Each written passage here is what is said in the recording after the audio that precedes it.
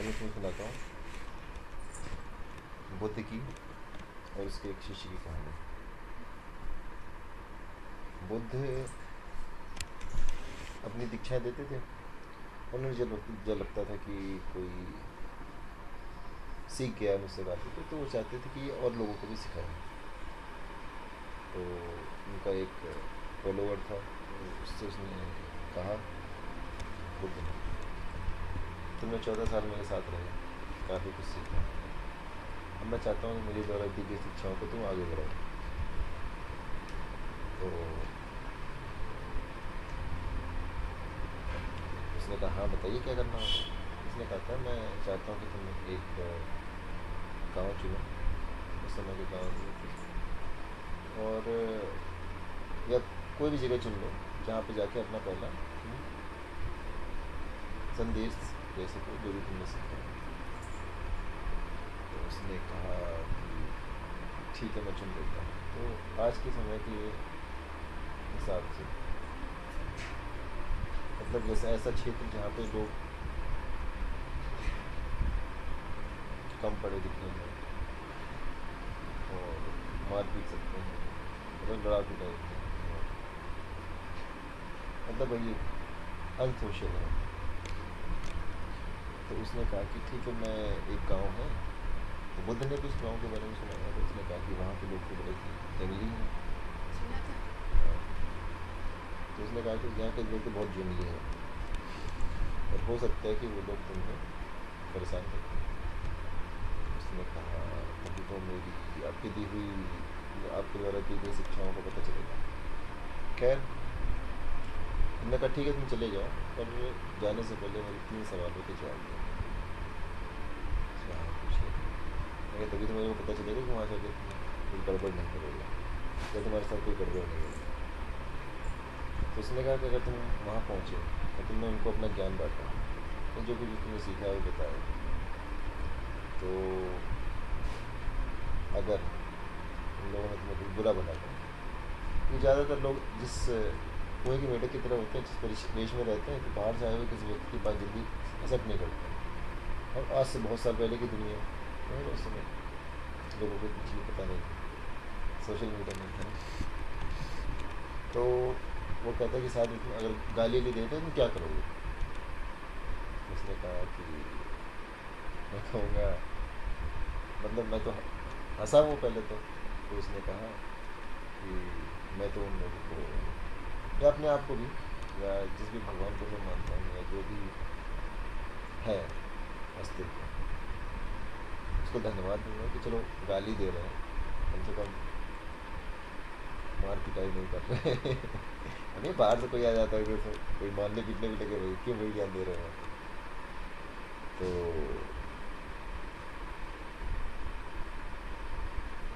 बुद्ध ने कहा, हाँ ये अच्छी बात है, पहला प्रश्न तो बहुत अच्छा था और उतना ही अच्छा मेरे को जवाब लगा कि चलो देते हैं, गाली भी देते हैं तो कोई बात नहीं, मार पीटते नहीं। अच्छा ये बताओ, दूसरा प्रश्न ये है कि अगर मारने पीटने ही लगे तब तुम क्या करोगे। तो जंगली लोग मार पीट भी सकते हैं, बुद्ध को तो पता ही था कि भाई है नहीं। उसने कहा,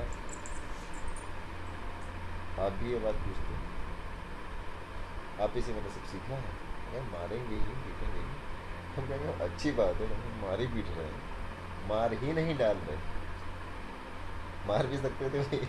समझ लो भाई, जंगली लोग हैं, कोई बाहर का आया बिल्कुल, समझ लो शिकार कर सकते थे तो उसे कोई लोग मार भी सकते थे। तो बुद्ध ने कहा, अच्छा आखिरी और तीसरा प्रश्न कि अगर मार ही डालें तब क्या करोगे। उसने कहा, फिर वही बात, आप भी ये बात पूछना, अगर मार ही डालेंगे तो भी मैं उनका धन्यवाद करूँगा, चलो मार ही डाला अच्छा किया, कम से कम पहले ही संदेश है मेरे, ठीक है, मेरे विचार तो जीवित रह जाएंगे कि हाँ कोई बात सिखाने आया था। ठीक है, हमने उसे बेवजह मार डाला, और तो वहाँ पे जो मैं शिक्षा देना चाहता था वो विचार तो कहीं ना कहीं बच जाएंगे। तो मेरे जैसे लोग तो रोज़ मरते हैं, राम भी मरते हैं, कृष्ण भी मरते हैं, बुद्ध भी मरते हैं, और हम भी एक दिन मरेंगे। तो जितनी जल्दी हो जाए मर जाओ। तो बुद्ध ने कहा तू जा, और हाँ, एक बात का ध्यान रखना कि लोग तेरा कुछ नहीं करेंगे। ठीक है, ये प्रश्न तो सिर्फ तेरे मन की स्थिरता चेक करने के लिए था कि हाउ पोटेंशियल यू आर। वो तो अशोक है ना। अशोक ने बुद्ध धर्म फॉलो किया था। अच्छा। तो लगभग आज से 3,000 साल पहले बुद्ध पैदा हुआ था। ठीक है। हाँ, नहीं, 2,000 साल ये होगा, और आज से भी मतलब उससे भी 500 साल पहले, तो लगभग 2,500 साल पहले। और 2,500 साल पहले की दुनिया बहुत अलग थी आज की दुनिया से। आज की दुनिया में जो इतना अंधविश्वास है, तो उस समय कितना होता होगा। इसी में एक और स्टोरी में ऐड करूँगा। एक बार क्या हुआ कि बुद्ध गांव गांव जाते थे, तो एक औरत थी, उसका एक छोटा बच्चा था। और बच्चे से तो प्रेम होता ही है सबको। तो कुछ दुर्घटनावश वो बच्चा मर गया, तो पागल हो गई लेकिन बच्चा मर ये गया। तो वो सुनाई थी मैंने। फिर कोई से सुन मर लो। जाता है तो बोलते हैं कि हाँ मेरी ज़िंदगी ख़त्म हो गई। लेडीज़ बोलती है मेरी ज़िंदगी ख़त्म हो गई, बोलते इसको ज़िंदा कर दो फिर से। तो बोलते बोलते हैं पहले तुम उन घर में जाओ जहाँ पे ये हाँ हाँ, ऐसे कोई ही है कुछ। तो वो मतलब कहने की बात ये थी कि बुद्ध ने हमें से ये सिखाया कि मरना तो सभी को है। ठीक है। और ये स्टोरी मैं बाद में कंप्लीट करूँगा। इसमें इसका बहुत एक इंटरेस्टिंग फैक्टर भी है इस स्टोरी का, कि जो डर है ना, बिना बातों का, अच्छे कर्मों का, फिर से जन्म होने का। जब सिकंदर अपने उसमें चल रहा था भाई, मतलब सिकंदर भी हुए इस दुनिया में, सिकंदर भी हुए, तो आज के टाइम पे मान लो कि जैसे पुतिन वगैरह हो गया। ठीक है।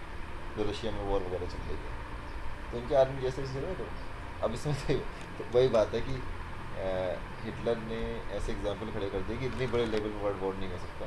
पर ठीक है, जो छोटी मोटी लड़ाइयाँ चल रही हैं, तो उसमें क्या होता है कि आदमी जिस गवर्नमेंट में चल रहा होता है, तो जब ऐसे ही सिकंदर जब जा रहा था, तो उसको एक रास्ते में एक भिखारी मिला,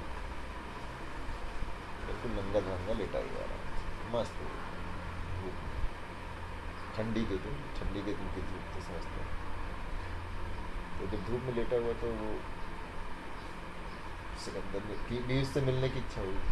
तो उसने सुना था उसके उसके आसपास के क्षेत्र में नाम लगा कोई डायनोइज एक है, संत है, भिखारी है, पागल है। उसने कहा चलो मिलने की इच्छा है, मैंने कहा चलो चल ही रहे हैं। तो सिकंदर पहुंचा बढ़िया खड़ के साथ, कहता मैं सिकंदर हूँ। उसने कहा "क्यों?" उसने कहा तुम्हें कुछ डर नहीं लगा है? दुनिया जीती है मैंने, इतने की सेना लेके घूम रहा हूँ, इतने मेरे आभूषण, इतने मेरा पहनावा है, नाइकी के शूज, एडिडास की ठीक है, गुची उची तो आगे आएंगे आएंगे। ठीक है। मतलब उस टाइम पे समझ लो कि जो भी वेल मैनेज हो सके, सोचो ये दुनिया जीतने वाला है ना। तो आज की गवर्नमेंट है, तो उसके सामने क्या होंगे, सोचो इतना पैसा सब कुछ सब। तो उसने कहा कि तुम मुझे नहीं जानते, तो उसने कहा मुझे तुम्हें जानना भी नहीं है।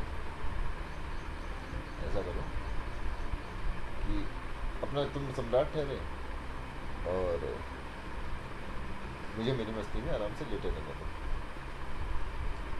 हिटलर को, या उस समय के वो भी जो भी मतलब तानाशाही हुई, लोगों पे अत्याचार, तानाशाही है।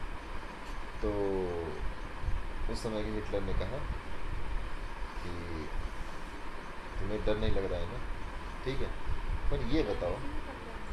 सिकंदर ने, उस समय का हिटलर, मतलब सिकंदर भी उस समय का हिटलर ही तो हुआ जो दुनिया जीतने चला हुआ। तो सिकंदर ने कहा कि मुझे तुम्हारी मस्ती देख के बहुत गुस्सा आ रहा है, पर तुम्हारे पास ऐसा क्या है जो मेरे पास नहीं है? चलो मेरे पास तो सब कुछ, ये सब कुछ है, पर ये मेरा सब कुछ भी मेरे को कम लग रहा है, पता नहीं तो तुम्हारे पास ऐसा क्या है? तो उसने कहा कि देखो मैं वैसे तुमसे बात करने के मूड में तो हूँ नहीं, पर चलो तुमने पूछा है तो बोल देता हूँ कि तुम्हारे पास ये सब कुछ है, और फिर भी तुम्हें आगे पाने की चाह है। समझ रहे हो? वो ईगो है, मतलब जितने भी सारे बैड वर्ड्स हो सकते हैं ना, वो सब है तुम्हारे अंदर। और सबसे बड़ी बात है उनमें कि तुम्हें आगे पाने की चाह है। मुझे आगे पाने की चाह नहीं है। जब मुझे आगे पाने की चाह ही नहीं है, मेरे पास सब कुछ है। आई, मतलब मैंने कर दिया, बस इससे आगे गाड़ी नहीं जाएगी, ठीक है। और तुम्हारी गाड़ी चली जा रही है, तुम्हें और आगे चलना है, और आगे चलना है, और तुम पछताओगे। तुम इस बात से पछताओगे कि तुम सब समय से के भी ले जा ना पाओगे। तो उसने कहा मुझे तुम्हारी बात बहुत अच्छी लगी, मैं तुम्हें बहुत प्रभावित हुआ, तुम ऐसा करो, बताओ तुम्हारे लिए क्या कर दूँ।